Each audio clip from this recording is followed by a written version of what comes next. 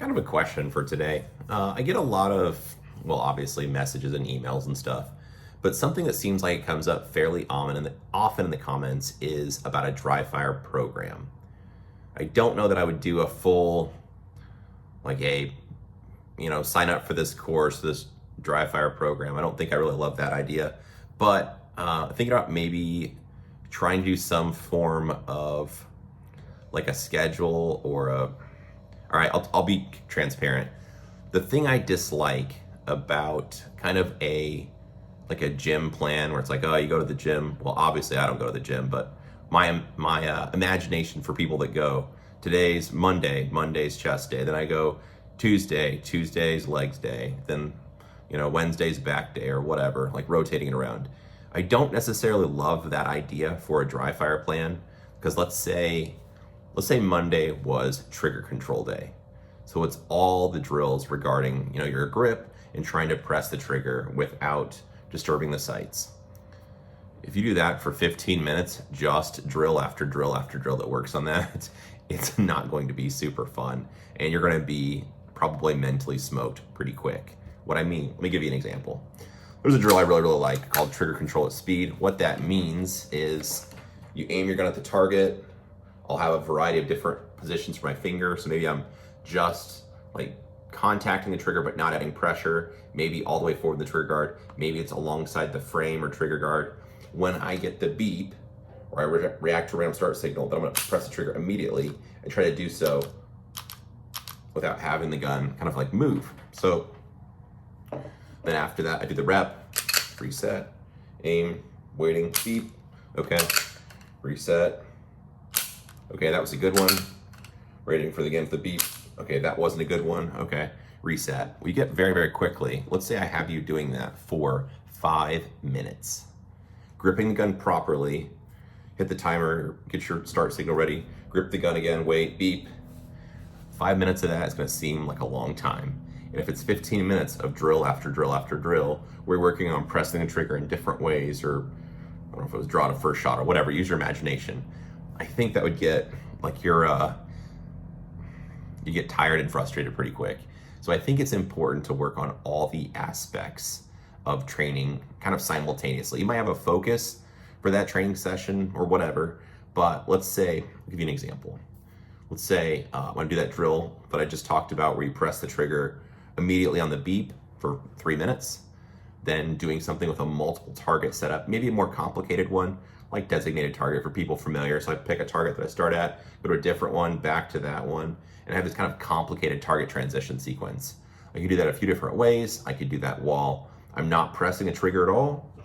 My finger's just kind of alongside the frame or trigger guard, but I'm just assessing, like, does the sight go to where I want it to? Oh, dang it, I'm staring at the sight and I didn't mean to do that. Okay, keep working on this, making sure my eyes go first, then the gun.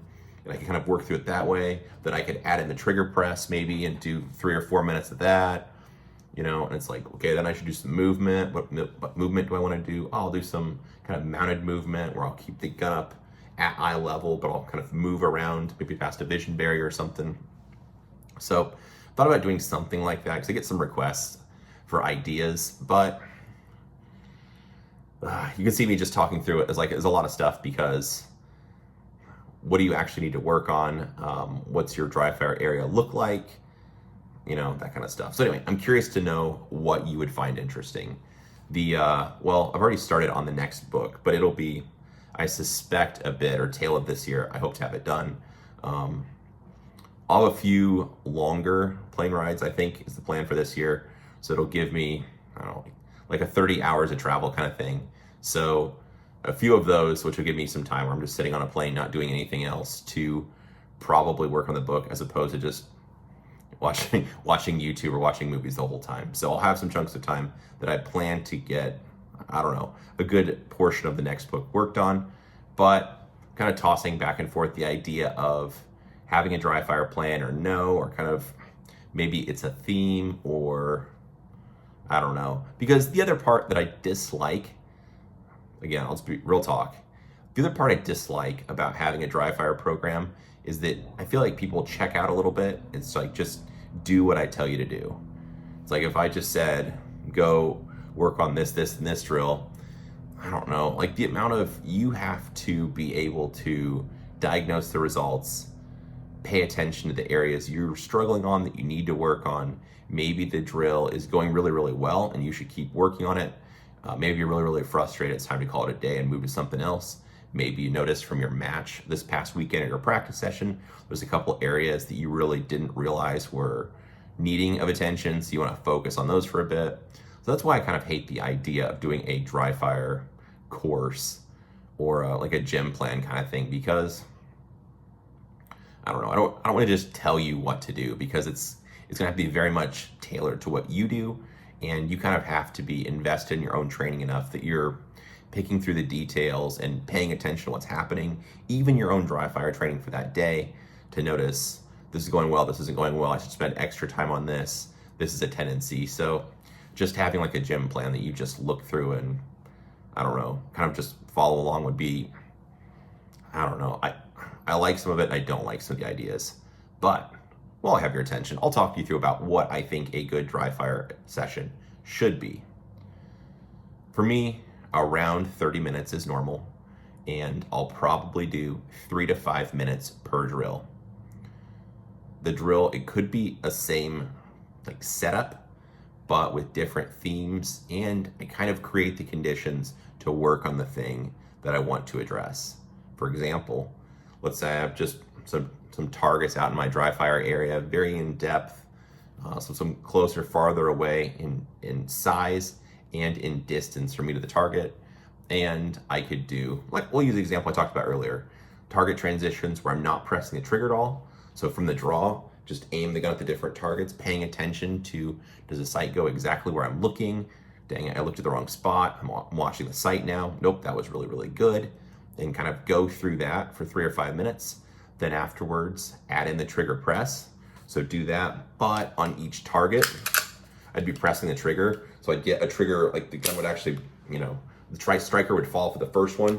Then after that, I'd be pushing into the trigger hard, just like I'd be firing live ammo, but shooting, simulated 2 shots on each target. As I go through on that, paying attention to tension, my grip, is the sight moving or flicking while I'm pressing the trigger? Kind of digging through all those details.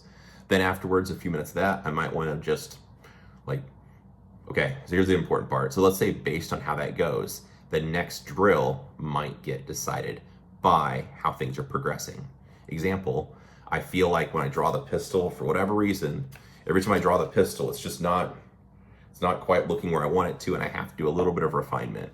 The sight's always left, right, up, down. It's not, for whatever reason, when I draw the pistol, I'm not finding the sight very easily. Okay, so the next drill I'll do then, let's say I do 3 minutes of just draw to sight picture, not pressing the trigger, not putting any pressure to the trigger, just draw. It's like, is that, okay, getting better, getting better, getting better. Let's do that for, you see how many repetitions you can do in a short amount of time.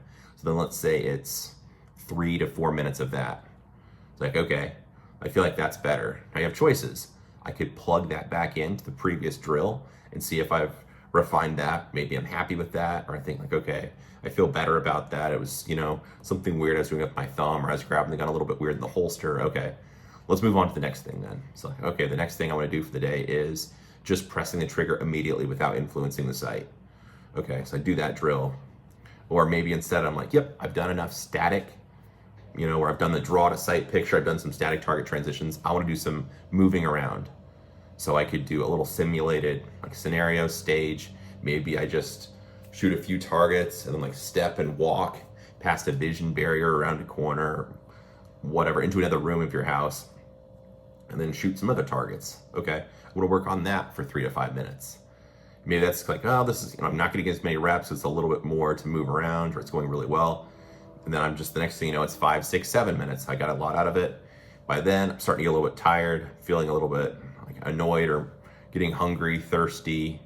Wife will be home soon. I gotta get dinner ready, or I need to, time for bed, time to play video games with the boys, whatever. By then, the next thing you know, it's like, well, that was pretty productive. Let's see, I did target transitions without pressing the trigger, target transitions with pressing the trigger, drew the gun to sight picture, did a little bit of moving around.